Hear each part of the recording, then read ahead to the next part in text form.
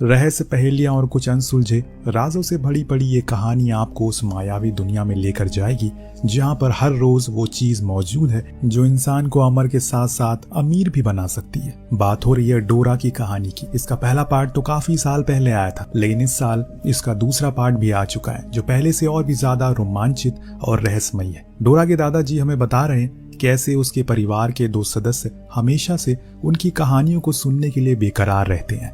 डोरा अपने कजन, जो कि उसका सबसे अच्छा दोस्त है, उसके साथ बचपन से ही अमेज़न के जंगल में घूमा करती है क्योंकि उसका सपना है कि वो एक दिन पूरा उसे देख ले। और ऐसा करने के लिए ये दोनों अपने दादाजी की मदद लेते हैं जो उन दोनों के लिए इंस्पिरेशन है, क्योंकि एक वही है जो उनके आगे क्या करना है ये सब कुछ उन्हें बताते हैं। आज जब ये दोनों बैठे थे तो दादाजी ने इन्हें एक ब्रेसलेट दिया जो उनके पूर्वजों द्वारा बनाया गया था। इसमें अनेक गांठें लगी हुई थी और हर गांठ एक इतिहास बताती है। अब बारी है एक नया इतिहास रचने की ताकि वो भी अपने नाम की गांठ को इसमें बांध सके। दोनों इस नायाब चीज को पाकर बहुत खुश हुए और रात वहीं जंगल में गुजारी। उस दौरान दादाजी ने उन्हें एक कहानी बताई जिसका अंत सिर्फ उसी पर निर्भर है जो उस तक पहुंचता है। वो बात कर रहे हैं एल डोराडो की, जो कि अमेज़न जंगल के कोर में छुपा है, जहां जाकर हर कोई विश मांग सकता है। वो जगह आपको रंग से राजा और बीमार से अमर बना सकती है। उनकी बातें सुन डोरा काफी उत्साहित हो गई, पूछने लगी क्या वो उन्हें वहां लेकर जाएंगे। तो उन्होंने कहा कि अब ये जिम्मेदारी उसकी है, क्योंकि वो उस जगह को ढूंढे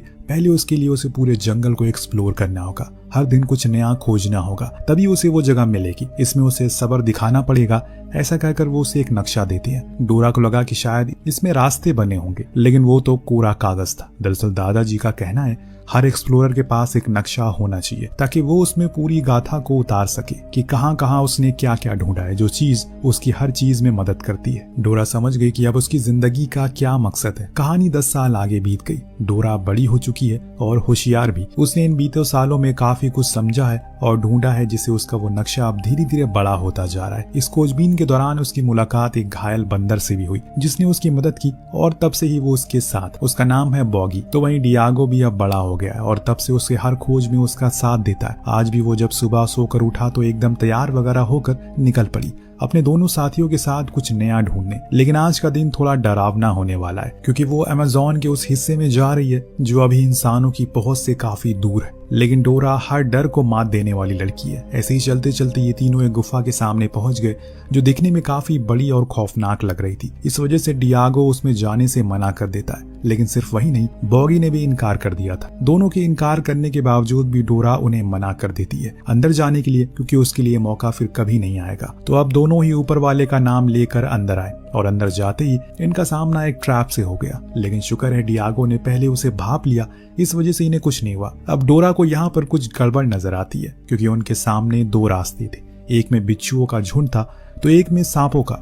लेकिन उसके नक्शे के हिसाब से यहाँ पर तीसरा रास्ता भी होना चाहिए जो उन्हें उनकी मंजिल तक लेकर जाएगा।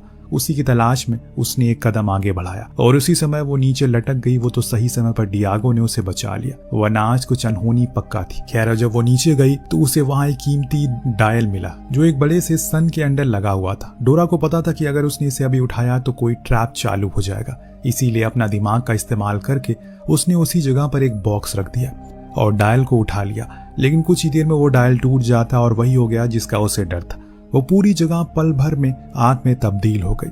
इसीलिए डियागो को फौरन नीचे आकर डोरा को ऊपर ले जाना पड़ा। लेकिन इस तानातानी में कुछ ऐसा हो गया जिसका अफसोस डोरा को पूरी उम्र रहेगा। जिस नक्शे में उसकी काबिलियत छुपी थी, जो नक्शा उसे उसकी आखिरी मंजिल तक लेकर जाने वाला था, वो असल में उसी आग में गिर जाता है जब वो ऊपर आ रही थी। इस दौरान उसी कारण वो बहुत ज्यादा मायूस हो गई। लेकिन डियागो ने उसे समझाया उसे नक्शे की क्या जरूरत है, उसने तो जहन में पूरा अमेज़न छापा हुआ है, उसे बेहतर इस जगह को कौन जानता है। डोरा उसकी बातें समझ जाती है, लेकिन डियागो को उसे कुछ बताना था पर वो उसे बता नहीं पा रहा है। दरअसल उसे फॉरेन से ऑफर आया है हायर एजुकेशन के लिए, लेकिन अगर डोरा को पता चला कि उसे छोड़कर वो जा रहा है और इस समय जब उसका नक्शा खो चुका है तो वो बहुत ज्यादा मायूस हो जाएगी। इसीलिए वो चुपचाप रहा। पर डोरा ने यहाँ उसे बताया वो अब कैमिलिया के एडवेंचर एक्सप्लोरर पार्क में नौकरी करेगी जहाँ पहले से डियागो काम करता है। दरअसल वो कैमिलिया की बहुत बड़ी फैन है और उसकी वजह से उसे इस दुनिया में कदम रखा है। उसके साथ काम करके वो और ज्यादा जगहों के बारे में जान सकती है। नेक्स्ट वीक वो उस पार्क में पहुंची जहां जब उसने कैमिलिया को देखा तो उसकी खुशी का ठिकाना नहीं रहा। उसके सामने उसने सब कुछ बता दिया,